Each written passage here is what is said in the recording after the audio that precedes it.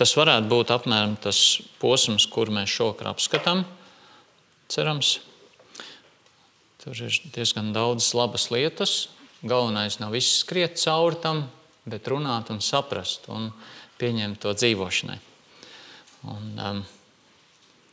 Un tā kā droši man sakiet, ja jūs kaut ko neredzat, nesaprotat, tad droši jautājiet. Ja?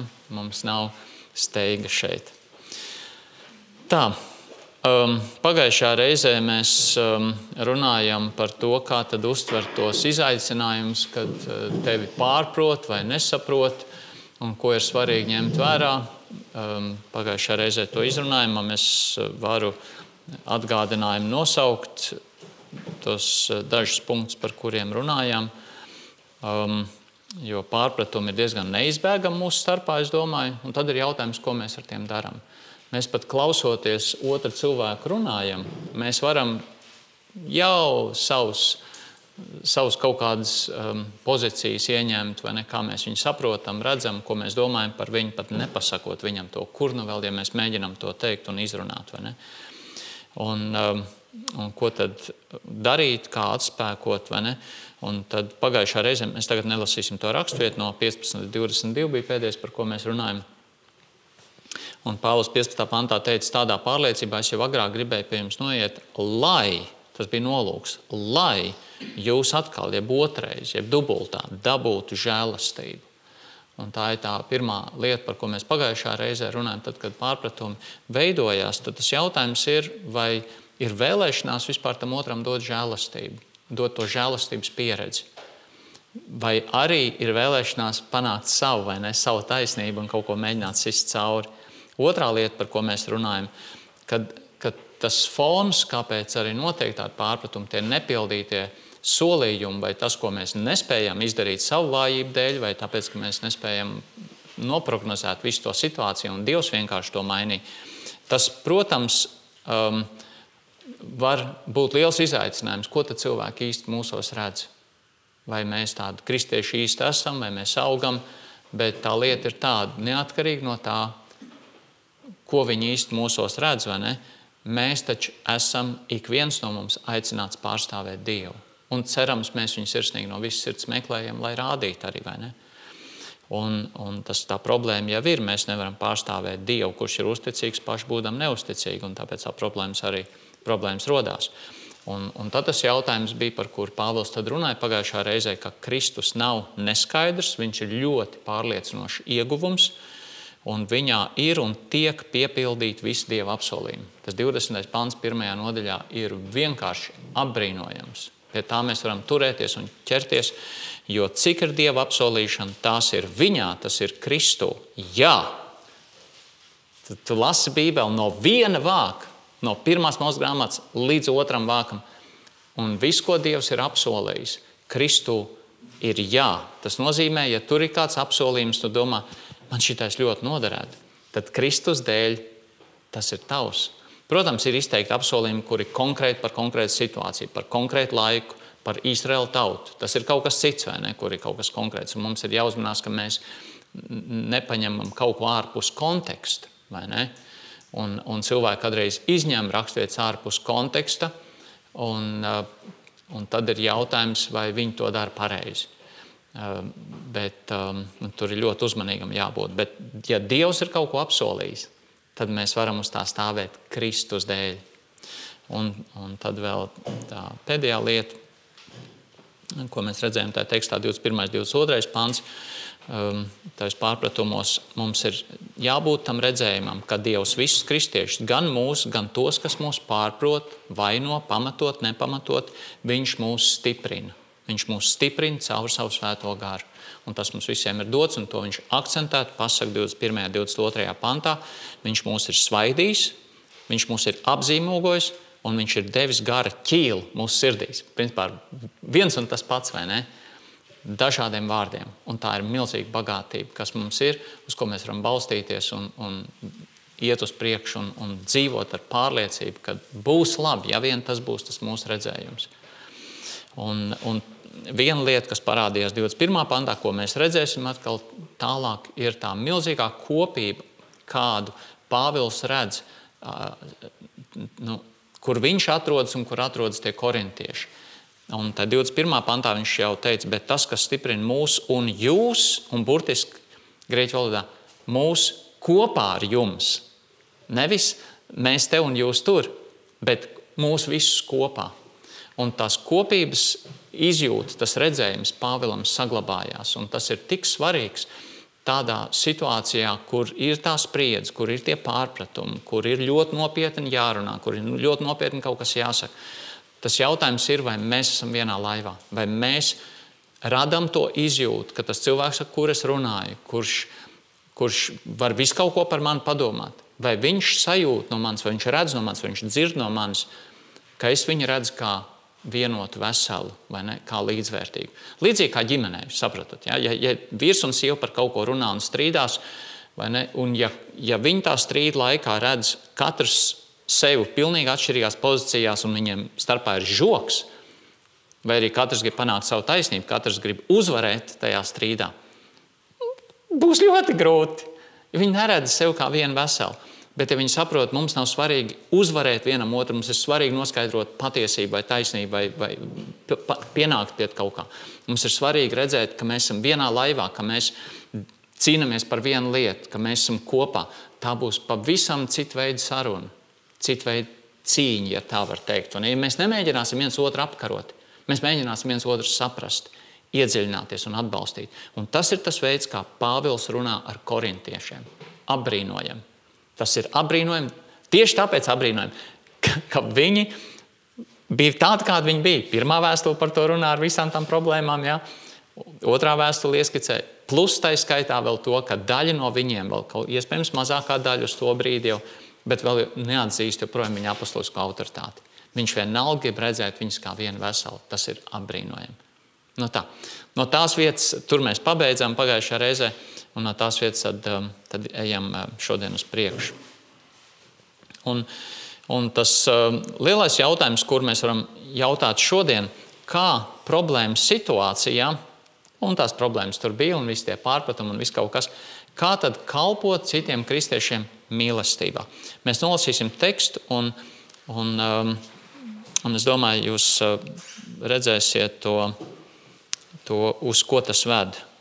Un dažkārt, tad, kad jūs esat identificējuši tekstā, maz atkāpj, ja, tie ir tehnisks ieteikums. Tad, kad jūs esat identificējuši tekstā domas nogriezni, ja, šeit tā doma sākas, iespējams šeit viņa beidzas. Nevienmēr tas ir atkarīgs, kā tā doma ir veidot un būvēt, vai ne, vai induktīvi vai deduktīvi. Ja. Sapratāt vārdus? Edvards smaida, viņš saprat, viņš mācās BPI. Induktīvi tas nozīmē, ka tu ej iekšā, tu sākumā nepasaki visu, bet tu to domu attīsti un beigās pasaki, šitais ir tas, par ko es runāju. Deduktīvi, vai ne, tu pasaki sākumā, par ko tu runā, un tad tu tik atvasini, vai ne, kas tad tas ir, ko tu gribi pateikt. Un šajā gadījumā te tā liekas drīzāk induktīvi viņš aizved. Paskatieties uz pašu pēdējo frāzi 4. pantā. Lai jūs redzētu manu lielo mīlestību uz jums.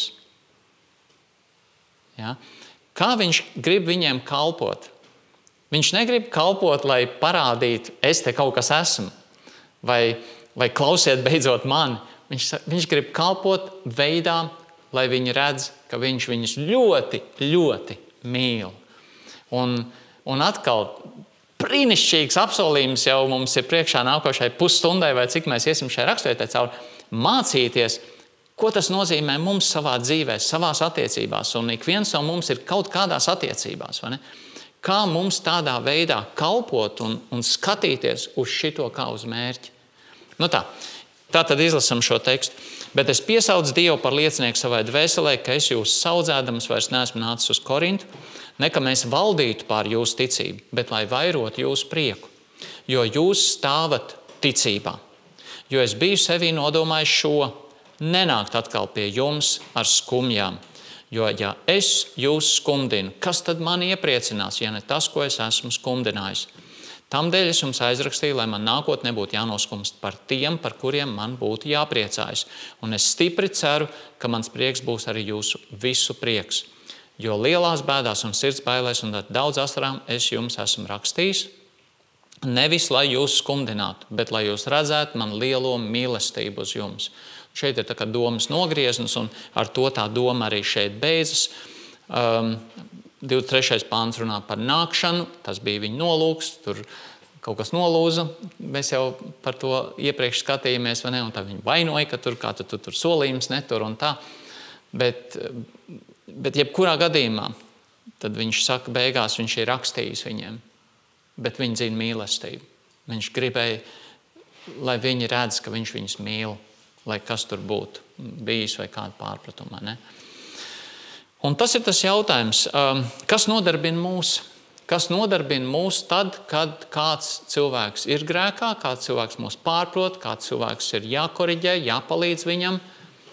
Kas ir tas, kas mūs nodarbina? Vai ne savu taisnību, vai kalpot tādā veidā, lai tam cilvēkam tiešām viņā kaut kāda izmaiņa notiek skatījumā vienalga, kur tas ir vajadzīgs. Un tad mēģinām skatīties šajā rakstvietā, es domāju, aktualitāti, kas mums visiem būtu svarīga. Vai ne? Un Pāvils rāda, ka viņš patiesībā ir gatavs maksāt diezgan augstu cenu, lai parādītu, kāda ir tā viņa mīlestība, tā agapas mīlestība. Tātad agapes nozīmē ziedojoties, ja dodot visu, maksājot lielu cenu par to, ko tu dari otru cilvēku labā. Un ja mēs mēģinām sekot līdz tam Pāvila piemēram arī savā dzīvē, tad mēs redzētu, cik daudz patiesībā mēs mēģinām nest sevi iekšā bieži, un mums izpaliks varbūt kādas no tām lietām, ko Pāvils mēģina darīt un teikt priekšā mums. Un es ceru, ka tas izraisīs kaut kādas domas mūsos, vai ne, par to, kur mums ir jātiek izmainītiem un ka mēs varam nest to pie Kristus. Tātad, kā tad skatīties uz kristiešiem, kuriem tā stingri būtu jākalpo? Tā pirmā lieta, ko viņš rāda, tad, kad ir stingrība vajadzīga, kalpošanā, ir tas, ka ir jāspēj balstīt savu apņemšanos Dievā. Ja tu esi apņēmies kaut ko darīt, nemeklē savu taisnību, nemeklē pār visam to otru cilvēku, ja tā var teikt, vai ne, kaut kādā veidā rakt kaut ko zem viņa vai kaut ko parādīt, bet meklē pateikt to, uz ko tu to balsti. Un Pāvils iesāk ar šādiem vārdiem, bet es piesaucu Dievu par liecinieku savai dvēselei. Es piesaucu Dievu. Viņa apņemšanās ir ļoti nopietna. Viņš neiet pamēģināt kaut ko. Ja? Viņš nesaka arī, es nāku ar Dievu, bet apmēram tagad es varu kaut ko arī darīt citādi vai nedarīt vispār. Viņš apņemās kalpot un viņš to balsta Dievā. Viņš grib palikt Dievam uzticīgs. Un tas nozīmē arī, ka tam saturam būtu jābūt tādam, ka viņš zina, es atbildu Dievam par to, ko es darīšu. Es atbildu Dievam par to, ko es teikšu, ko es runāšu ar to otru cilvēku. Ja? Un tas lielā mērā ir tas jautājums, vai es to varu darīt ar lūgšanu sirdī. Un man bija interesanti dzirdēt, pagājušās nedēļas nogalē, piekdienā, sestdienā mums bija darbā tur tāda konferences un tā, un tur bija viena runātāja, kura atsaucās uz kādu citu cilvēku gadus atpakaļ, kāda viņai bija pieredze interesanti bijusi, ka viņa ļoti bija uzrunājusi tas, ko tas cilvēks un kā viņš bija teicis. Un viņa, laikam pēc tam, vai kā tur bija, uzzināja, ka tad, kad viņš runā un lūdz Dievu par tiem cilvēkiem, uz kuriem viņš runā. Tādā lūkšanā. Es domāju, tas nav viegli, bet ja tu trenē sev domāt par to, tu runā varbūt, un tu domā, ak, Dievs palīdz, pārliecina viņus. Es nevaru pārliecināt, Dievs nāc palīgā. Tas nozīmē, ka tu nes to atbildību, un tu to sajūti, un tu domā par to, ka tam ir jābūt tādam, ko Dievs gribētu, ka tu saki tam cilvēkam, vai ne? Un es gribētu nonākt arī pie tā paša, es gribu cerēt, ka man saruna nav tāda, bet, zini, kadreiz ir visādi notiek, vai ne? Emocijas sit augstu vilni, tu tiec ievilkts kaut kur iekšā, un tu nemani, ka tu sevi jau bīdi cauri. Bet tā ir tā pirmā lieta. Balstīt savu apņemšanos Dievā, kas nozīmē visu, ko tas sevi ietver, tas būs saistīts ar Dievu, un tam tā ir jābūt saistītam.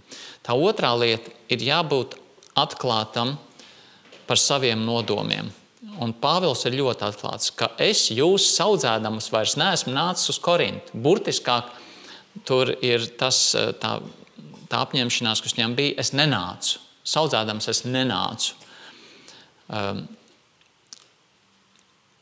Nevis kaut ko teikšu, kaut kā nonākšu, kaut ko tad teikšu, bet es zināju, ko es gribu darīt.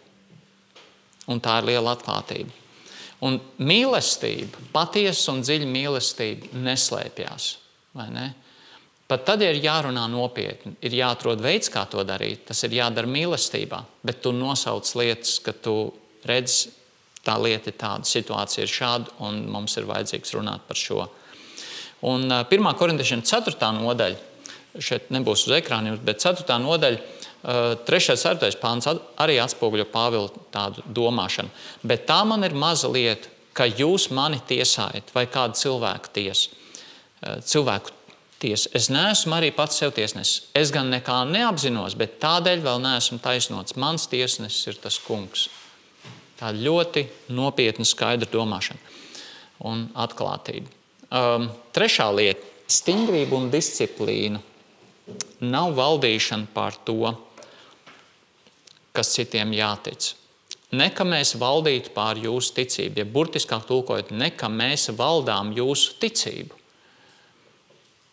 Tas, ka viņš ir stingrs, tas, ka viņš grib stingri runāt, nenozīmē, ka viņš grib, tagad, teiksim, uzspiest kaut kādu savu mācību, savu doktrīnu un pateikt, šitā jums ir jātic, un tas ir no līdz, un ja jūs tā darīsiet, tad būs īstais pareizais veids, kā jūs ticēsiet. Un no tā ir ļoti jāuzmanās. Ļoti jāuzmanās. Kas no jums ir dzirdējuši, ka ir tādas, piemēram, es nezinu, katoliskās baznīcas teoloģijas raksti vai luteriskās baznīcas teoloģijas raksti? Esiet dzirdējuši? Ir diezgan tāda aprakstīta. Šitais tas, ko mūsu baznīca tic, šitais tas, ko mūsu baznīca māca, vai ne? Un daudzus gadus baptistiem vispār tā īsti nebija. Bija grāmatas, bija kādi cilvēku uzskati, bija kādi, kas kaut ko aprakstīja, kas mēģināja kaut ko apkopot. Bet vēl joprojām, vai ne, arī tas, kas ir pēdējos gadus Latvijas baptistu vidū pieņemts, jo iepriekš tur tāda diskusija bija īsti, mēs neesam gatavi, mums ir Bībele, mums citu neko nevajag. Un arī tas, kas arī ir pieņemts, tas, jā, ir kaut kāds veids, kā mēģināt saprast, piemēram, ticības dzīves kredo, jūs esat dzirdējuši tāds vai ne, vai vēl kādi. Tas palīdz mums saprast, kur mēs atrodamies. Bet tam ir diezgan nesen vēsture. Jo baptisti pasaulē ir šie brīvdomātāji, ja tā var teikt. Mums ir Bībele, mums ar to pietiek, mums nevajag nekādas apraksts. Un tam ir savu plusu, savu mīnus, vai ne? Mīnus tad, ja cilvēki grib iet maldos, bet ja cilvēki tiešām meklē uzticīgu Dievu, tad ir jāsaka tā, jebkāds apraksts par to, kam mēs ticam, var kļūt par pirmo ierobežojumu tam, kam mēs patiesībā ticam. Jo tu vienā aprakstā nevar ielikt visu, ko tu tici par to. Tu nevar. Un tāpēc ir tā ļoti svarīgi domāt par to, ka tad, kad mēs mācam, pat tad, kad mācītājs māca, tad, kad es jūs mācu, vai jūs dzirdat citus, kas māca, ir svarīgi skatīties, vai tev grib pateikt no A līdz Z, kas ir tas, kas tev ir jātic. Tikai Bībele to var pateikt, vai ne?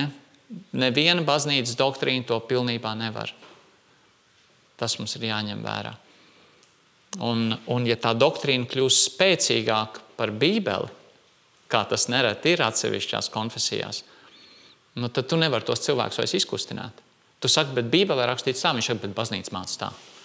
Jo viņam liekas, tā baznīca tad ir lielāka autoritāte nekā Bībele. Un tātad Pāvils šeit saka, ne ka mēs valdītu pār jūsu ticību. Mēs nevaldām jūsu ticību. Mēs to nenosakām. Neviens to nav noteicis no paša sākuma, kad tu sāki ticēt. Tas bija Kristus, tā bija Dieva dāvana, un tu vienīgi vari turpināt pieaugt, mācoties Kristu, mācoties Dieva vārdu. Tā. Bet tā varbūtība jau pastāv, ka korintiešiem varbūt bija kaut kādas aizdomas. Ja, varbūt viņš tur kaut ko grib te mums bīdīt vai kaut kā tā. Un tas ir ļoti viegli tādu izjūtu piedzīvot, jo ticības jautājumi atspoguļo mūsu vērtības. Un tas, kas skar mūsu vērtības, vienmēr kļūst jūtīgs.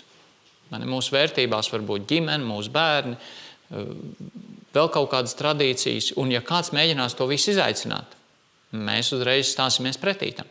Tas pats arī ticības jautājumos. Tas skar mūsu vērtību sistēmu.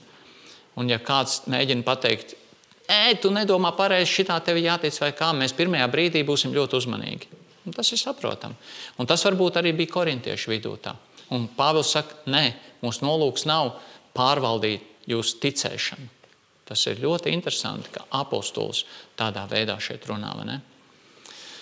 Bet, lai vairot jūsu prieku, jo jūs stāvat ticībā, tas ir kopā ar citiem kristiešiem caur to, ka viņi uzticējušies Kristum, ir pamats ieguldījumam viņos ticības dzīves audzēšanā. Jo, kāpēc to saku, paskatieties burtiskāks tulkojums šeit. Bet mēs esam jūsu prieka līdzstrādnieki. Atcerieties, ko es tikko teicu par 21. pantu, te pašā pirmā nodaļā, ja? Ka Pāvils redz sev kopā ar viņiem. Un arī šeit viņš redz sev kopā. Mēs esam jūsu prieka līdzstrādnieki, jo jūs esat nostājušies ticībā. Jūs jau esat ticībā, jūs kādreiz nostājaties, jūs joprojām stāvat ticībā. Jums ir bijis kādreiz kāds sākums, un jūs joprojām tajā ticībā esat. Un viņš saka, mēs esam. Nevis tad, kad jūs izdarīsiet vajadzīgās izmaiņas, mēs būsim jūsu prieka līdzstrādnieki, kas mēģina rūpēties, palīdzēt, lai jūs būtu priecīgi Kristū, stāvēt Kristū pareizās pozīcijās, bet mēs jau esam.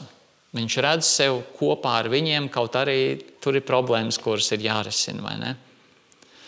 Un tāda sapratne par līdzstrādniecību, ja tā var teikt, kristīgā draudzē un Kristus miesā, viens otru labā ir ārkārtīgi svarīga. Vai mēs esam, vai mēs redzam to kopā? Ja mēs to neredzam kopā, tad jautājums ir, vai mēs vispār to apņemšanos kalpot varam balstīt Dievā, kā iepriekš viņš te saka, vai ne? Vai mēs patiesībā esam atklāti ar saviem nodomiem, vai mums liekas, mēs jau esam gudrāki un labāki, tā kā iepriekš, vai ne te, un būs arī varbūt vēlēšanās valdīt vai ko, bet ja tu redz, ka mēs esam kopā kā viens vesels, tad saprot, tam ir jābūt kaut kam dinamiskam, kas notiek starp mums, pat tad, ja ir jārisina problēmas. Nu tā, par to prieku, interesanti, šeit dažas rakstvietas no 2. korintiešiem, šis ir no 2. viss, ja? 2. nodaļa, 7. nodaļa. Tamdēļ es jums aizrakstīju, lai man nākotnē nebūtu jānoskumst par tiem, par kuriem man būtu jāpriecājas. Un es stipri ceru, ka mans prieks būs arī jūsu visu prieks. Man ir pilnīga uzticība uz jums, es esmu lepns uz jums un ļoti iepriecināts, neraugoties uz visām mūsu bēdām, mans prieks ir ļoti liels. Un ne ar viņa atnākšanu vien, bet arī ar to iepriecu, ko viņš saņēmis no jums, kad viņš mums stāstīja par jūsu ilgām, par jūsu skumjām, par jūsu rūpēm, par mani, tad man pārņem vēl lielāks prieks. Tādēļ mēs esam iepriecināti, mūsu iepriec to vēl pilnīgāk, vērojot Titu prieku, jo jūs visi esat viņa garu atspirdzinājuši. Un 8. nodaļa, jo tur, lai gan bēdu smagi pārbaudību un paši dzīvojam lielā nabadzībā, viņu prieks izpaudies lielā sirsnībā. Prieks, tā ir dabīga daļa, dabīga lieta mūsu kristīgā dzīvē, lai tā arī kļūtu redzama. Un kārtējo reizi atgādināšu Galatiešiem 5:22, vai ne? Gara auglis ir mīlestība, un kas tālāk? Prieks, jā. Un tas raksturo, tam ir jāraksturo mūs, un tas būtu tikai normāli. Nu tā, un tālāk tad arī, kad mēs skatāmies uz nākošiem pantiem no 2. līdz 4. pantam jau, no 1. līdz 4. 2. nodaļā, viņš rāda, kādā veidā viņš redz to prieku kā vēlamo rezultātu, kaut arī, protams, uz laiku kristietis var būt noskumis, ja? Bet nu tā. Un tātad, ko tas nozīmē, ka viņš saka, es jūs saudzēdams vairs neesmu nācis, jeb es nenācu jūs saudzēdams.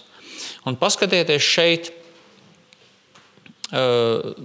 tepatās ir, pasvītrošu gan šo vārdu, ja, nenākt.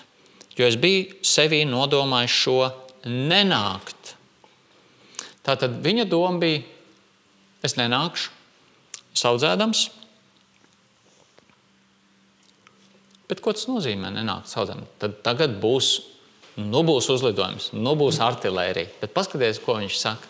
Ko tas nozīmē nenākt saudzējot. Kāds ir tas nolūks? Nenākt ar skumjām. Un tas ir tas jautājums, vai ne? Lai ko viņš grib darīt viņu labā? Viņš grib redzēt izmaiņu, kas nes prieku. Ka viņi piedzīvo, hei, tas cilvēks mūs mīl. Viņš nāk nevis tāpēc, lai te visu apgriezt otrām un pateikt, cik viss ir šausmīgi, kas varbūt arī bija tā. Bet viņa galamērķis bija nonākt pie tā, ka viņš negrib, ka tur skumjas valda, bet ka tur ir prieks un ka viņi piedzīvo mīlestību, ka viņi piedzīvo pārvērtību. Un tas ir tas lielais jautājums. Piemēram, es nezinu, kā būtu to vieglāk iztēloties. Paņemiet vecāku un bērnu attiecības. Ir tādas attiecības, kurās tie bērni kaut ko slikti izdara, ienāk tēvs vai mamma istabā, un to būs, un tie bērni saprot, būs ziepes, vai ne? Un ir varbūt tādas attiecības, ka tie bērni kaut ko slikti izdara, un ienāk kāds no vecākiem, un tie bērni saprot, mēs izdarījām nepareizi. Bet tas veids, kā mani vecāki ar mani runās un gribēs ar to tikt galā, būs kaut kas, kad es zinu, es būšu ieguvējis. Sapratāt bišķi to starpību, ja? Un es nesaku, ka tas bērns vienmēr ir gatavs tik dziļi to novērtēt, bet tas būs tas jautājums, kā viņš tevī klausīsies. Viņš klausīsies tevī, ka tu iedos padomu, kā labāk kaut ko darīt un nedarīt tā, kā viņš izdarīja, vai arī viņš vienkārši tev, piedod, gan nolamās, pazemos un aizies, un tas bērns paliks raudam, ja? Jūs sapratāt, ja? Ir dažādi veidi, kā vecāki var izturēties arī par bērniem, un tie bērni pamazam pierod, kā tad viņu vecāki izturās. Un es nerunāju šeit, ka vajag glaudīt grēcinieki, ja, un nerunāt par grēku. Ne par to ir stāsts, bet par to, kāda veida pieeja tiek lietot, tad, kad tā disciplīna tiek panākta. Ja. Un Pāvils saka, jo es biju sevī nodomājis šo nenākt atkal pie jums ar skumjām. Kaut arī viņš nenāca saudzēt. Bet nevis ar skumjām. Jo, ja es jūs skumdinu, kas tad man iepriecinās? Ja ne tas, ko es esmu skumdinājis. Tā. Un tā Pāvils bija nolēmis, tā viņš bija izspriedis. Un tas arī būs ietekmējis iespējams to, kāpēc viņš tāpēc arī raksta tajā 3. pantā. Tamdēļ es jums aizrakstīju, lai man nākot nebūtu jānoskumst par tiem, par kuriem man būtu jāpriecājas. Viņš nevarēja aiziet, viņš tagad raksta to.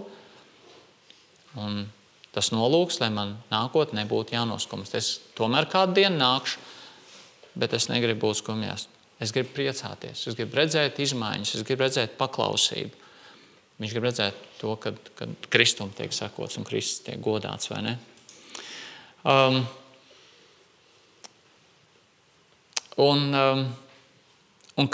Kur tad Pāvils to pārliecību balsta? Viņam ir kaut kāda iekšēja pārliecība, ka korintieši mainīs to grēcīgo uzvedību, kas viņam lika skumt. Un līdzīgi kā 1.24, vai ne, viņš balsta uz vienotību. Kristus dāvinātās dzīves rezultātā. Viņš balsta uz vienotību. Un es stipri ceru, ka mans prieks būs arī jūsu visu prieks. Tieši tāpat kā iepriekš, vai ne? Tur līdzstrādniecība. Viņš atkal redz sevi kopīgi ar citiem. Ka mans prieks ir jūsu visu prieks. Tā. Latviski teikts, un es stipri ceru. Tur grieķu valodā tur nav īsti par cerību runa. Tur ir perfekti divdabs lietots, ļoti grūti pārtulkojums, runa par pārliecināšanos. Un tad varētu perfektāk kā to iztulkot, ir kāds latviešu valodas speciālists. Esot pārliecinājušamies, ja? Kaut kā tā. Diezgan pagrūti. Bet tas nozīmē, ka viņš ar tādu attieksmi nāk, vai ne? Esot pārliecinājušamies par jums visiem, ka mans prieks ir jūsu visu prieks. Un tā tad Pāvils rāda, ka korintieši pieņems, tā ir tas viņa skatījums, ka korintieši pieņems to viņa, ja tā var teikt, prieka standartu, bet jau ar tādu iegūtu pārliecību par to viņš skatās, ka viņa prieka standarts ir vienots, ka tas ir vienots, ka tas nav atšķirīgs. Un man liekas, tas arī ir tāds interesants veids, kā skatīties uz otro, ja tā var teikt, oponentu pusi, ar kur tev nopietni jārunā, un tu gribi nonākt pie kopīga rezultāta, bet tu saproti, mēs gribam kaut ko, uz kā tas pamats ir vienots. Šajā gadījumā viņš runā par prieku, ka mēs visi varam priecāties par to, un ka tur ir jābūt kopīgai sapratnē, par ko tu beigās priecāsies. Tas viens priecāsies, ka viņš ir uzvarējis otru, vai priecāsies par to, ka abi divi ir nonākuši tur, kur Dievs viņus abus grib redzēt. Tāds interesants veids, kā skatīties un ko mācīties šeit. Tā, tad visbeidzot 4. pants. Jo lielās bēdās un sirds bailēs un ar daudz asarām es jums esmu rakstījis, nevis lai jūs skumdinātu, bet lai jūs redzētu man lielo mīlestību uz jums. Šis ir tas pants, kā jau iepriekš es teicu kādas reizes atpakaļ, vai ne, citi domā, kur tad ir tā vēstule, nezinu, vai pirmo vēstuli viņš rakstīja šādos pārdzīvojumos, un tad tāpēc domā, ka ir kaut kāda vēstule, kas vēl ir varbūt pazudusi, un tāpēc 2. korintiešiem patiesībā jau ir 3. korintiešiem vai 4. Nezinu, ja? Bet pat tad, ja viņš būtu to arī darījis, rakstot kādas rindas pirmo vēstuli rakstīdams tieši ar šādu pārdzīvojumu, tad tas daudz ko par viņu pasaka. Un tas mērķis, protams, ir mīlestība. Un tas noteica to uzmanību, to piesardzību, ar kādu viņš vispār to vēstuli rakstīja. Un kas parāda šeit to uzmanību un piesardzību? Lielās bēdās, un burtiski skatoties no grieķu valodas, ja, tas sākums un beigas pantam šeit ir iz lielām bēdām. Nevis, ka viņš ir tā kā savās bēdās, bet viņš ir nobēdājies, pilnīgi to vārdu var tulkot arī tā kā vajāts tiek ar to, kādās problēmās atrodas tā draudze. Izbēdām, tā milzīgā pārdzīvojuma, kam viņš iet cauri, kad viņš redz, kas notiek. Un tur atrodoties tajā pārdzīvojumā, lielās bēdās, iz šīm lielām bēdām, sirds bailēm un ar daudz asarām es jums esmu rakstījis. Un panta beigas, bet lai jūs zinātu mīlestību, kas man ir, un tur ir tas viens vārds, perisoteros. Es nezināju, kā to iztulkot. 3 vārdi man bija vajadzīgi, lai iztulkot vismaz. Tā kādreiz ir grūtības. Daudz lielākā daudzumā, bet lai jūs zinātu mīlestību, kas man ir milzīgāk daudzumā uz jums. Mēģinu pateikt, cik liela tā mīlestība viņam ir uz viņiem, vai ne? Un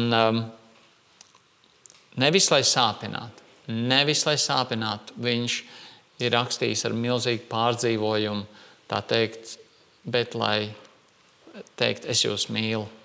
Un te ir tas, kad cilvēki var pārdzīvot kaut ko, var sagatavoties cīņai, tā pārdzīvojumu pārņemti. Un beigās viņi iet un sasāpina to otru cilvēku. Un Pāvils saka, nē, man bija viss tas pārdzīvums, man bija tās sāpes, bet nevis tāpēc, lai jūs sāpinātu, bet tāpēc, lai jūs mīlētu, es jums rakstīju. Tā ir tāda zināma emocionalitāte, tā nav sveša Bībelē, pats Dievs arī tāds ir. Jeremijam 32 mēs lasām, es priecāšos tiem labu darīt un dēstīšu to šinī zemē, uzticībā būdams pie tiem ar visu savu sirdi un dvēseli. Un vispār, vai ne, par Dievu jau mēs to varam lasīt atkal un atkal, kad Dievs ir, ja tā var teikt, cilvēcīgi runājot, emocionāls. Dievs arī pārdzīvo, Dievs arī dedzīgs ir. Un tas ir normāli, ja mēs iesaistamies ar dedzību, ar visu sirdi, ar pārdzīvojumu tajā, kas notiek mūsu dzīvēs, kas notiek mūsu līdzcilvēku dzīvēs. Un tātad tas tā tāds iziešana cauri šai rakstvietai ar šo lielo jautājumu, ko tad problēmas situācijā darīt, kā kalpot tiem citiem cilvēkiem mīlestībā. Un Pāvils pasaka tā, viņš nevēlas skumdināt, viņš grib, lai viņi zina, ka viņš ļoti mīl. Un tāpēc viņš šīs dažas rindiņas uzraksta šeit, mēs tūlītiesim tālāk. Un kādreiz jau ir tā, ka to mūsu mīlestību citu vienalga nosauks, tu vienalga man nesaudzē, tu vienalga man šitā, viņi pārpratīs mūs. Mēs nevaram garantēt, ko cilvēks sapratīs. Viņi nespēja mums kādreiz uzticēties. Bet Pāvils bija ļoti atklāts, caur un caur viņš tāds ir bijis, viņš grēku vienmēr saucas par grēku, viņš grib rast risinājumu, viņš grib, ka mēs varam būt atkal visi priecīgi kristieši un redzēt lietas kopīgi, un tāpēc viņš parāda to, kāds viņš ir bijis tad, kad viņš ir to visu rakstījis. Nu tāds neliels turpinājums, ja tā var teikt, visam tam lielam ievadam, kur Pāvils ies ar vien tālāk un tālāk visās tais lietās, kas raksturoja Korintas draudzi. Šajā brīdī maz pauzīt, un tad ejam tālāk no 5. panta. Tas jautājums ir sekojošs. Cik mēs pārdzīvojam un esam gatavi kaut ko darīt, lai risinātu grēka problēmas? Cik mēs pārdzīvojam? Vai mūsos ir pārdzīvojums, vai mūsos ir liels mērķis un pielikšanās, lai rādītu mīlestību? Atcerieties, ko Jēzus teica, kad tu redzi skabargu savu brāļu acīs un baļķi neredz savā. Kas tev vispirms jādara? Jāizvelk tas baļķis un tad lūko, vai ne? Lūkas evaņģēlijas 6. nodaļa, skaties, ja tā var teikt, piedomā, meklē variants, kā tad izvilkt to skabargu. Un tas nav tāds jautājums, es ieraudzīju, es pieskrēju, pateicu, viņš apvainojās, pats vainīgs. Grēks nevienam nepatīk, īpaši vēl pasaku uz acu, vai ne? Jā, es piekrītu, nepatīk, bet vai es pavadīju pietiekošu laiku, lai vispār aizlūgtu par to cilvēku, lai tai runāšanas laikā lūgtu par viņu, lai pēc tās runāšanas lūgtu kopā ar viņu, lai rādītu, ka mums ir kopīgs mērķis, kopīga lieta, ka mēs esam viena miesa Kristū, vai ne? Un tas ir tas, ko Pāvils mēģina pateikt korintiešiem, kur viņi pārprot un nesaprot. Okay? Jautājums ir, vai mēs pārdzīvojam, un ko mēs esam gatavi darīt, cik dziļi noliekties. Un arī, mūsu pašā attiecībās tas nav viegli. Kaut kas jau ir jādara. Kāds kaut ko teikt? Gradāciju jau nosaukt nevajag. Bet...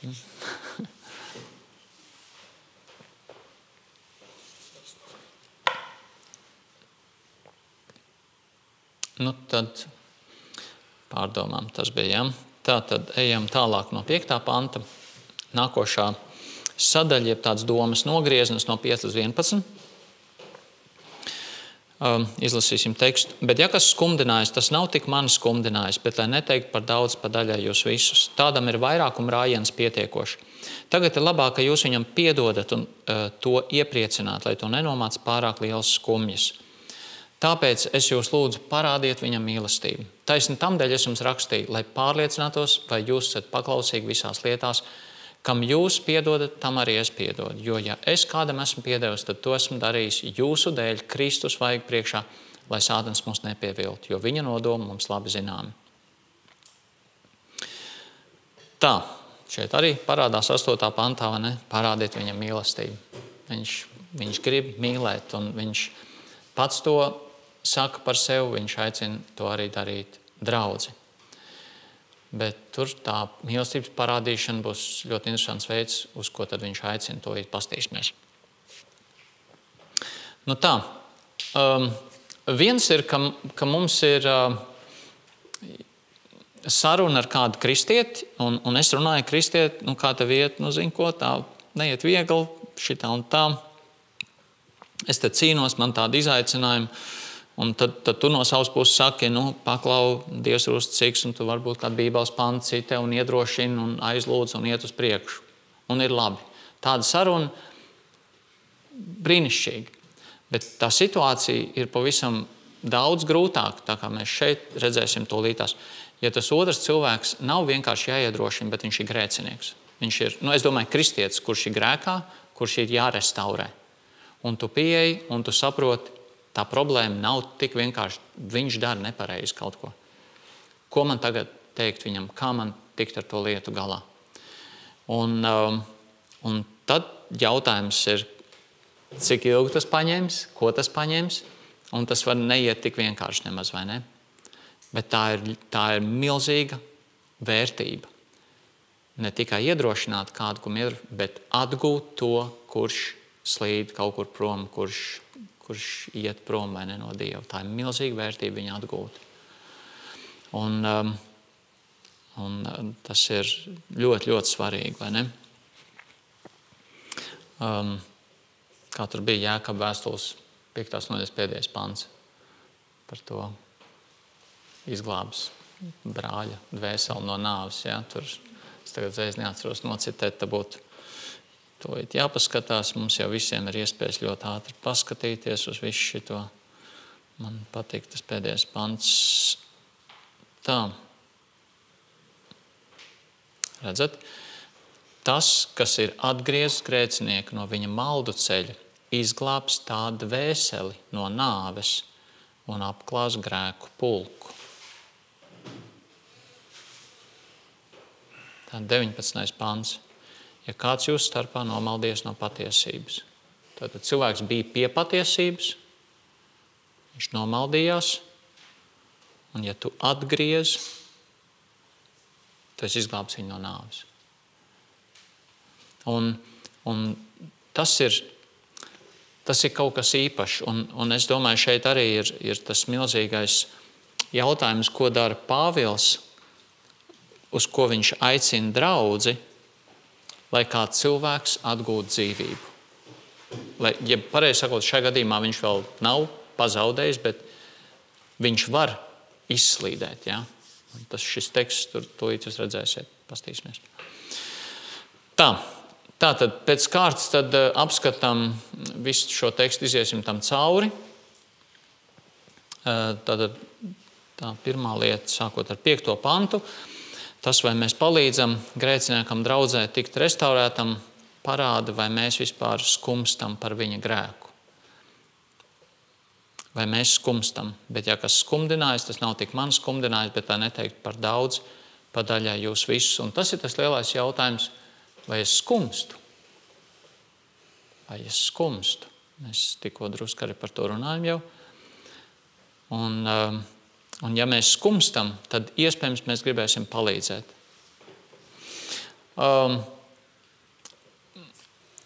Cilvēks, kas grēko, skumdina draudzi. Tas ir tas, ko Pāvils pasaka šeit.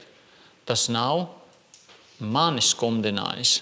Interesanti, grieķu valodā tas, kas tur rakstīts,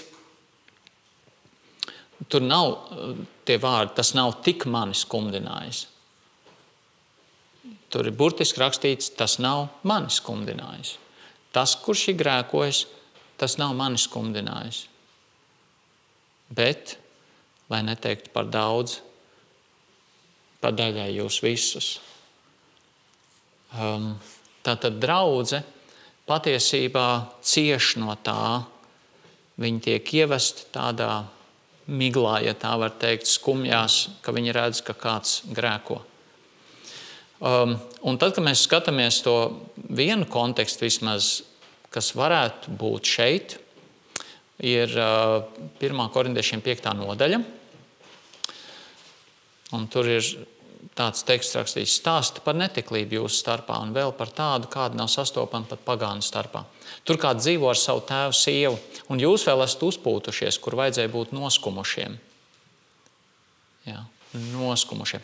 Lai tas, kas to darīs, tiktu izmests no jūsu vidus. Kaut gan miesīgi tālumā, bet garā pie jums. Es it kā klātbūdams esmu jau nolēmis par to, kas tā noziedzies, ka mēs, jūs un mans gars, sanākam kopā kunga Jēzus vārdā un viņu nododam ar mūsu kunga Jēzus spēku sātanam miesas samaitāšanai, lai gars tiktu izglābts tā kunga dienā. Tā. Tad, ja mēs atpazīstam, grēks ir grēks, tad vajadzētu būt tā, ka mēs noskumstam. Vienalga, mēs to redzam savā vai mēs to redzam kādu citu kristiešu dzīvē. Un ne visi vienādi, protams, pamana grēku. Mums ir dažādas dāvanas, mēs dažādas lietas arī atšķirīgi pamanām, jo mēs esam atšķirīgi aicināti arī kalpot. Un kāds varbūt pirmais pamana, viņš var sākt pirmais runāt. Bet kurš pamana, mēs esam aicināti kaut ko darīt ar to. Un ja mums nebūs skumjas par to, ka kāds grēko un uz ko tas ved viņu un draudzi, tad arī nebūs tā vēlme kaut ko darīt viņu labā. Tas ir jāņem vērā. Un mums ir jādomā par to, kāda ir mūsu attieksme pret grēku, vai ne? Un nepalīdzēs slēpšanās, attaisnošanās, aizskaidrošana par sevi vai par to grēcinieku. Tas jau nekur nevedīs, vai ne? 6. pants. Tādam ir vairākuma rājiens pietiekoši. Grieķu valodā atšķirīgs teksts. Pietiekoši tādam sots, kas no vairākuma. Pietiekoši tādam sots, kas no vairākuma. Ja tā ir tā pati situācija, kur tikko nolasījām, viņi sanāk kopā, nodod viņa miesu samaitāšanai sātanam. Nezinām, tur varēja būt kāda slimība, kāda problēma, traģēdija, kaut kas šo cilvēku tad piemeklēja. Un kā varam domāt no teksta, vai ne, viņš saprat, ka viņš ir grēkojis.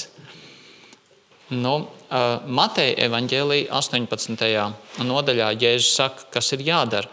Bet, ja tavs brālis grēko, tad noien pamāc viņu zem 4 acīm, kad viņš tev klaus, tad tu savu brāli esi mantojis. Ja, tur nav rakstīts, ja tavs brālis grēko, tad saka to mācītājiem, lai viņš iet. Kad tavs brālis vai māsa grēko, tad saka kādam, kurš pišķi nobriedušāks kristietis. Es jau vēl jauns, man nekas nav jādara šeit, vai ne? Ko tad es? Tur tas nav rakstīts.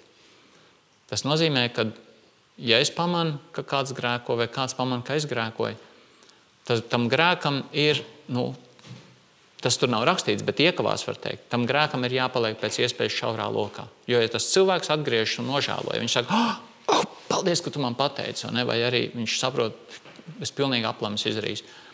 Viņš tiek konfrontēts, viņš atgriežas, tas viss aiziet. Saprotiet, tam nav jātiek izbazūnētam pa visu pasauli. Bet tad, tai brīdī, kad tu jau sāc teikt citam, lai tie citi, ne jau es, tu jau dari to, ka tu izbazūnē un radi tādu sliktu slavu tam cilvēkam, ja tā var teikt. Tas nav veids, kā to teikt, bet es sapratu tā domu. Un ja viņš neklaus, tad pieaicina vēl 1 vai 2, lai no 2 vai 3 liecinieku mutes katrs vārds tiek apstiprināts. Bet ja viņš tiem neklaus, tad saka to draudzē. Bet ja viņš neklaus arī draudzē, tad tur viņu par pagānu un muitnieku. Un tā ir tā rīcība, ko mēs redzam šeit, ko mēs redzējām arī vēlāk, patiesībā turpatās 5. pantā. Tas mērķis ir, ka tas cilvēks nonāk situācijā, kur viņš var tikt restaurēts. Ko dara ar muitnieku un grēcinieku? Atbild 1 – evaņģelizē. Viņš tiek uzlūkots kā muitnieks un grēcinieks nevis tāpēc, lai pie viņa nepieiet, bet ja viņš nav klausījis, kamēr viņš neklausa, kamēr viņš ir tajā disciplīnas laikā, kad saka, lūdzu mainies, viņš saka, nedomāju, aizējam kopā hokeju uzspēlēt. Vai arī tu saki, tas ir grēks, nedara tā. Viņš saka, kas tev padāļ gan man dzīvi? Davai, kā būtu aizējam tur pasēžam bišķi, es nezinu, kaut ko kopīgi izdarām, kaut ko tādu sapratāt. Tas cilvēks negatavojas atgriezties, bet viņš grib tev redzēt kā daļu no savas dzīves. Tajā 1. Korintiešiem 5. nodaļā sacīts, tev pat nebūs kopā maize ar viņu ēst. Norobežo sevi no tāda cilvēka dzīves, kas negrib atgriezties. Bet tajā brīdī, kad viņam ir pasludināts, balstoties uz grieķu valodas tekstu, kad draudz redz, ka viņš ir grēcinieks un kad Dievs viņam saka, tu pazaudēsi Dieva žēlastību, un viņš tiek uzlūkots kā pagāns, kā grēcinieks, kā muitnieks, tas nozīmē, kas ir ārpus Dieva žēlastības. Tu viņu evaņģelizē par jaunu, tu saki, hei, priecājos tev redzēt, ejam uz to hokeju, ejam uz to futbolu, vai ne? Un viņš varbūt būs šokāts. Bet tu teiksi, paklausies, tev ir Jēzus vajadzīgs. Tev ir Jēzus vajadzīgs. Un tieši tas pats ir 1. Korintiešiem 5. nodaļa. Tur rakstīts ir, lai viņa gars tiktu izglābts. Viņa miesa tiks samaitāta, 5. nodaļa, 5. pants, bet gars, lai tiktu izglābts. Tas nozīmē, mērķis ir restaurācija. Mērķis ir atgūt šo cilvēku. Tas pats, kas ir Jēkaba vēstules 5. nodaļas beigās, vai ne? Lai izglābtu viņu no nāves. Viņš ir bijis patiesībā, viņš ir aizgājis no patiesībā, bet viņš ir jāatgūst. Vai ne? Un šeit atkal kādu jautās man, kā tad ir, tad es varu pazaudēt glābšanu vai pestīšanu, vai ne? Ko? Tu to negribēji prasīt, bet tas nav tas, ko es šeit runāju. Tas nav par pestīšanas pazaudēšanu. Es jau esmu teicis savu pārliecību par šo, kā es to redzu. Raksturvietas ir jāskata kontekstā. Es ticu, ka ja Kristus mūs ir atpestījis, mēs nevaram pazaudēt. Kristus mūs glābj. Tā ir viena pozīcija. Bet mums ir jāredz raksturvieta kontekstā. Proti, ja šeit ir, vai ne, tas ceļš un tā klints siena, un tas grēcinieks ir piegājis pie tās vietas, un Bībele viņam saka, tu kritīsi. Bet ja cilvēks ir piespiedies pie Dieva un ir drošībā, viņš nekritīs. Un ir raksturvietas, kuras saka, tu esi pie Dieva un drošībā, un ir raksturvietas, kas saka, tu esi pa tuvu piegājis un tu kritīs. Un mums ir jāskata raksturvietas kontekstā. Man par to pēdējo daļu, tad tur bija par pagānu muitnieku, kaut kur es nezinu, kur es klausījos, ka tas ir pamats arī, teiksim, viņu izraidīšanai no draugus. Viņš neklausa draugus. Nu, tā kā izslēgšanai. Jā. Jā. Es ticu, ka tas ir veids, kā to redzēt. Jā. Ka nevis tādā nozīmē, ka tu nedrīkst nākt draudzē, bet tas ir tas pasludinājums. Ja mēs skatāmies, man liekas, tūlītās vienu momentu, tātad Mateja 18, jā, un 17. pants šeit saka, tur viņi par pagātnu muitnieku, un skatoties 18. pantā, vai ne, Jēzus arī saka, ko vien, vai ne, jūs siesiet uz zemes, tas būs ticis siets arī debesīs, un ko vien jūs atraisīsiet virs zemes, tas būs ticis atraisīts arī debesīs.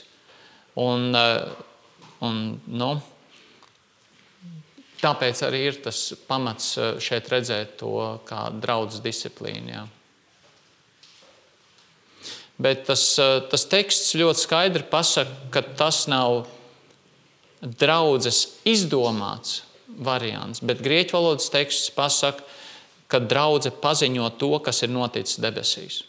Ja tu šitā dzīvo, un ja tu neatgriezies, ja tu turpini darīt šo grēku, tu esi ticis atraisīts debesīs jau.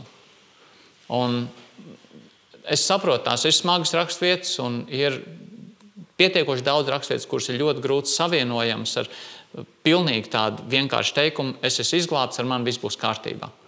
Bet mums ir jāskat raksturvietas kontekstā un jāredz šo raksturvietu nozīme kontekstā, vai ne? Mēs nedrīkstam izraut viņus no konteksta. Un tur arī ir tā atslēga tam visam, jo es ticu un esmu pārliecināts, ja mēs ticam Jēzum Kristum, mēs esam izglābti.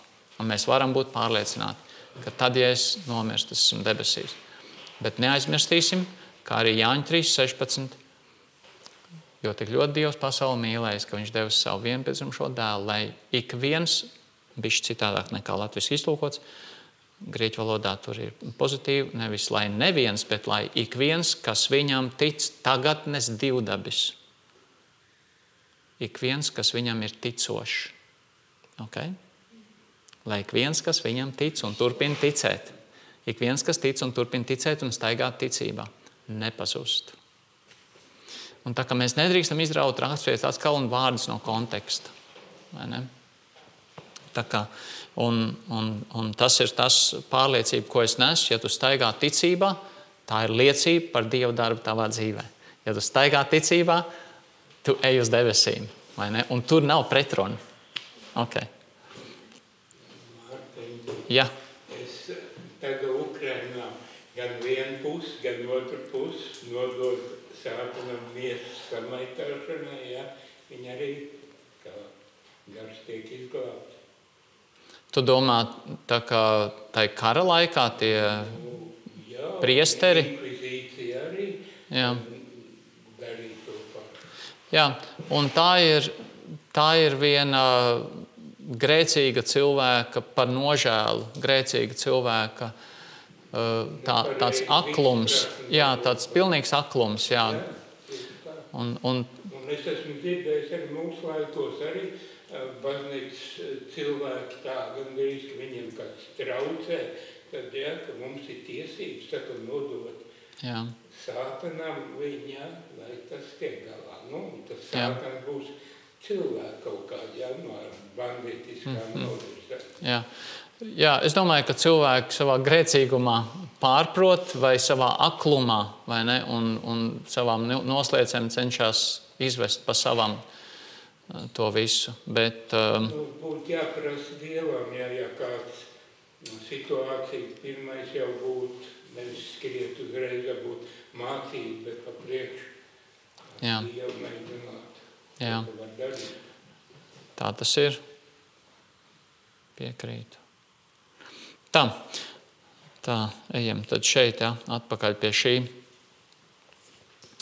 Tā tad, pēc kā mēs redzam, kurā vietā tas cilvēks atrodas, vai viņš paklaus Jēzum. Ja viņš paklaus Jēzum, ja viņš paklaus tam, ko mēs viņam sakam, tajā brīdī, protams, ka mēs nebīdam savu mācību, bet pārstāvam to, ko Dieva vārds saka, tad tas būtu tas paliekošais. Un šeit gan viena lieta mums ir jāņem vērā. Mēs esam nepilnīgi. Un cilvēkiem, ja viņiem pietrūks pazemības, viņi vienalga mums pretī var teikt, bet kāds tu pats? Bet ja viņi atzīs, ka viņi ir grēkojuši, un ja viņi sadzirdēs, ka tu viņam mēģini teikt, es neesmu nekāds perfektais, bet šitais, ko tu izdarīji, tas nebija pareizi. Ja tas ir nepareizi, tad viņi neteiks tev to pretī. Ja viņi būs pazemīgi Dievu priekšā, viņi teiks, paldies, ka tu to man pateici. Un tas ir tas, kas mums ir jāspēj kādreiz, kad mums kāds kaut ko saka. Viņš varbūt ir nepilnīgs. Ja daudz neteikt, varbūt pat ienaidnieks. Mēs skatāmies viņu, viņš tur šī tāds vai tāds. Un kādā brīdī viņš saka, Mārtiņ, bet tu galīgi nedarīji pareizi šajā brīdī. Un tad ir jautājums, vai es būšu pazemīgs. Vai tikai tāpēc, ka es jau esmu iepriekš un, gadiem vai mēnešiem skatījies uz viņu nepareizi. Un varbūt viņš arī dara nepareizi kaut ko, arī viņš ir nepilnīgs.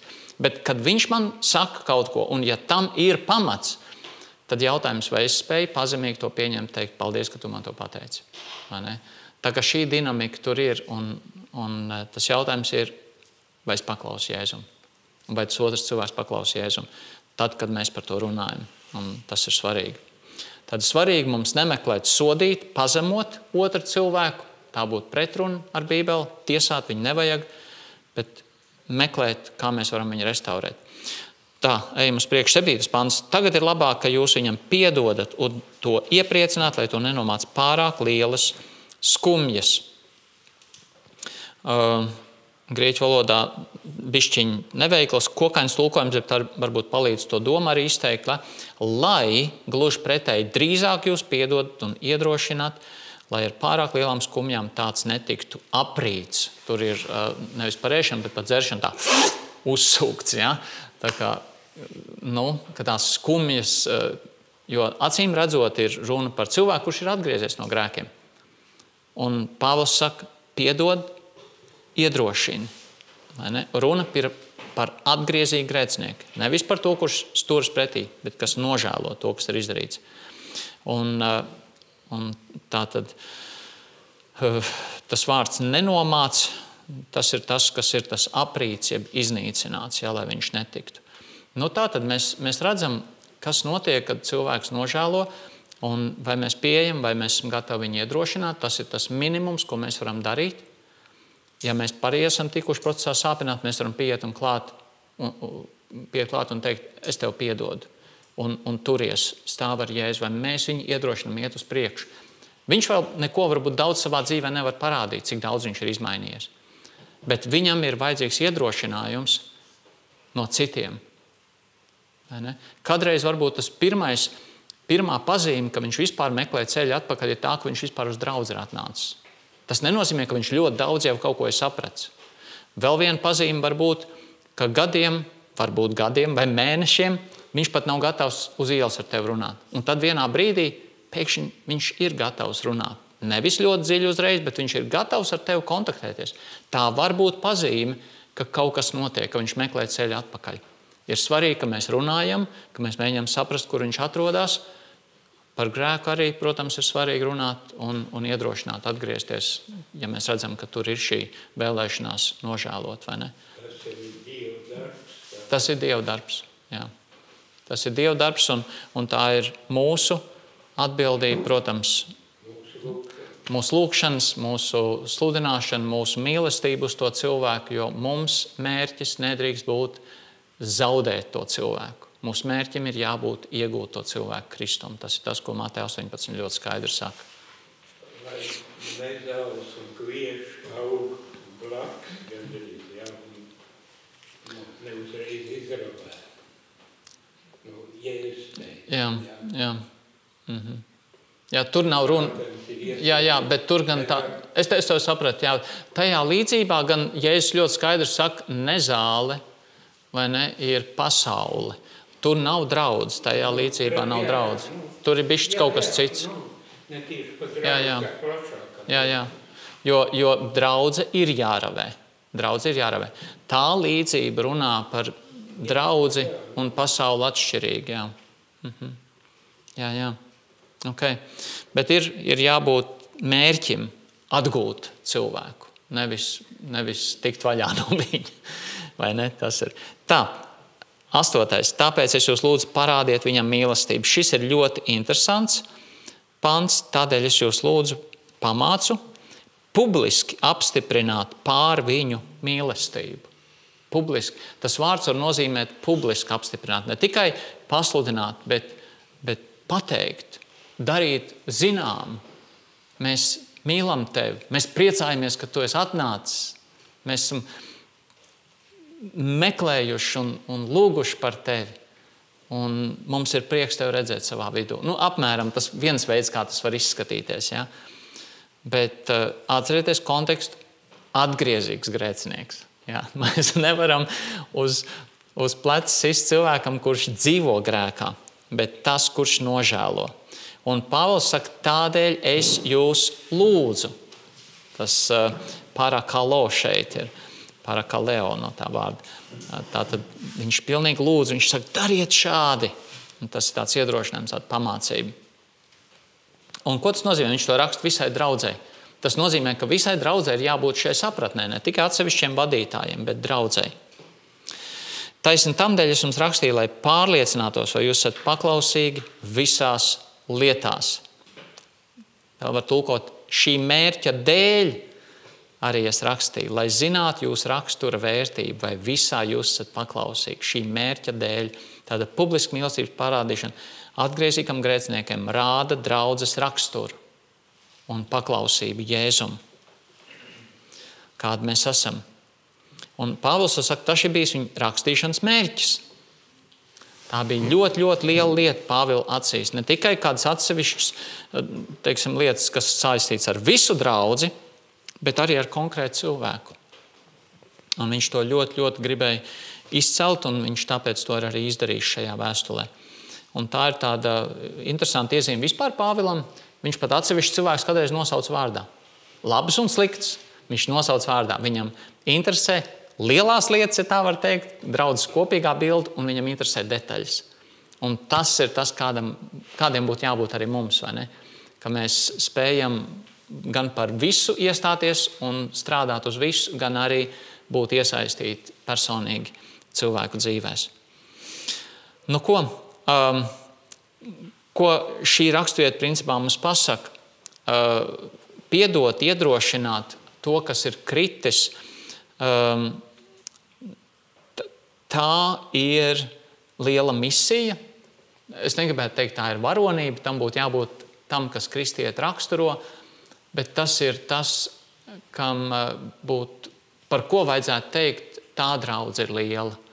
Tas cilvēks tiešām staigā ar Kristu, kurš paklaus un grib Kristum iegūt cilvēkus. Un tad ir 10. 11. pants, pašas beigas. Tā piedošana neļauj sātanam mūs izmantot. Šeit ir runa par izmantošanu. Ja?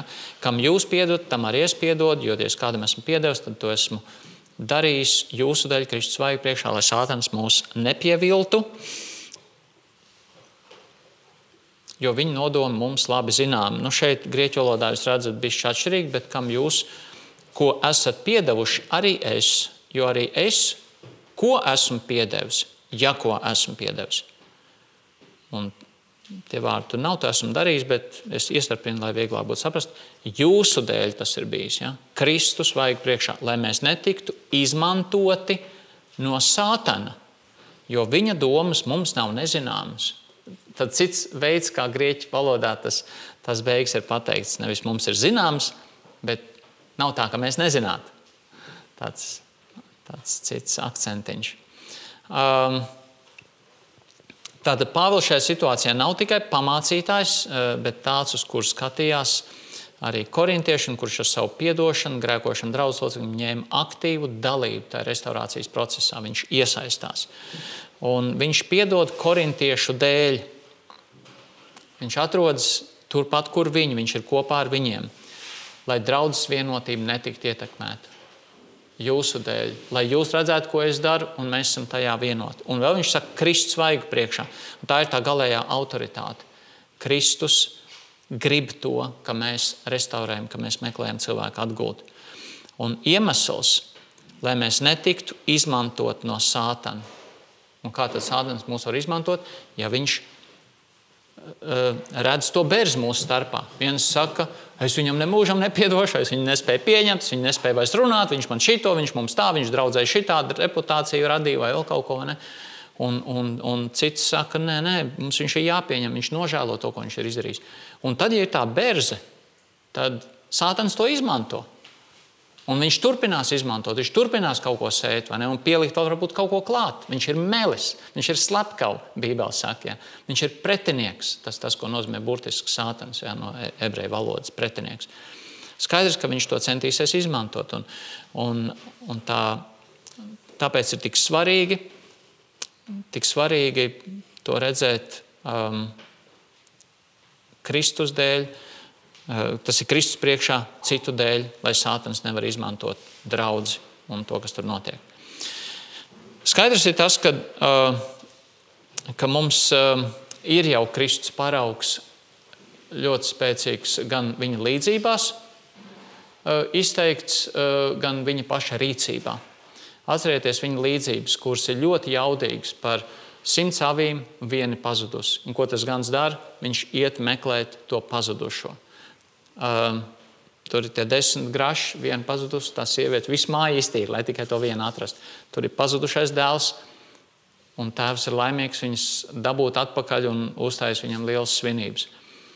Un ko Kristus izdara? Viņš samaksā ar savu dzīvību, lai atgūtu grēciniekus Dievam, lai viņi tiktu izglābti. Un tas ir tas paraugs. Tas ir tas paraugs, kurā Pāvils mūs šeit aicina ļoti pazemīgā, kopīgā veidā, redzot sevi kā vienu veselu ar Korintas draudzi. Un tad tas jautājums ir, kāda ir mūsu pieredze? Vai mēs cenšamies no savas puses arī kaut ko darīt, lai cilvēkus mantotu. Un mēs, protams, nerunājot ar viņiem, mēs pat nezinām, kur viņi atrodas. Un tad, kad mēs runājam, tad mēs tikai dzirdam, kurš ir jāiedrošina un kurš ir jāatgūst. Kurš varbūt jau kaut kur slīd prom, kaut kur kaut ko ne tā dara vai saprot, vai ne? Tātad šī rakstvieta, te vairākas lietas bija, 5. Tātad, ko mēs šeit redzējām? Pārbaude, vai mēs skumstam, vienotība ar draudzi rītībā, attieksmē pret grēcinieku, 3. Piedošana un iedrošināšana, lai neiznīcinātu to cilvēku, kurš meklē atgriešanos un noskumst jau ir kā grēcinieks. Jautājums, vai mēs kopā kā draudz uzrādām to raksturu vērtīgumu, ka esam vienoti, ka publiski varam pateikt, mēs tevi mīlam, nāc atpakaļ. Mēs esam priecīgi tevi redzēt. Un tas pēdējais bija, mēs neļaujam sātanam izmantot vienam otru, ja, sarīdīt draudzi un kaut ko darīt. Un liekas, viss jau būs labi, vai ne? Toms lielisks vadītājs uz priekšu, vai ne? Mums vēl ir nozares, mums te aktīvi viss notiek, viss būs labi. Bet patiesībā šī rakstvieta saka, ja mēs neņemam visi dalību tajā, lai restaurētu arī tos, kuriem ir grūti, kuri krīt, var nebūt labi. Kurš ir tas, kurš to izmantos? Sātans. Un tā draudze nebūs stipra. Mums ir svarīgi redzēt, ka mēs esam visi iesaistīti, lai draudze būtu stipra, lai iedrošinātu tiktu tie, kam vajadzīgs iedrošinājums, lai restaurētu tiktu tie, kuri krituši, kuriem jātiek atgūtiem, vai ne? Tā kā, lai Dievs mums palīdz, un es domāju, mēs esam kādreiz dzirdējuši tos skaitļus, vai ne? Katru svētdienu, gandrīz praktiski katru svētdienu, man liekas, ir kāds jauns cilvēks, kas ienāk draudzē, vai ne? Pareizi. Un gada griezumā, es nezinu, ir daudz, kas tiek kristīti arī, vai ne? Un ja visus viņus paņemt kopā, tā draudze būtu šodien jau lielāka nekā, šobrīd. Ko? Nekā telpas, jā. Bet kas notiek rezultātā? Cilvēki visu kaut kur dzird, kaut ko dara, vai ne? Vienu paņem to virzienu, otru paņem to virzienu. Mēs jau piedzīvojam, cik draudzē būs gadi tagad rudenī? 8, ja? 8 gadi. Mēs jau piedzīvojam to, ka tas nav tik viegli draudzē palikt vienotai. Mēs jau piedzīvojam. Un mēs nevaram atļauties teikt, lai Toms tiek ar to galā, vai Edvards, vai ne? Mēs visi esam iesaistīti. Pāvils šeit runā atkal un atkal, kā uz draudzi, kā uz vienotu veselu. Mēs visi esam kopā šeit. Tā kā, lai Dievs mums palīdz būt aktīviem arī kā tiem, kas mēģina mantot cilvēkus atpakaļ Kristum.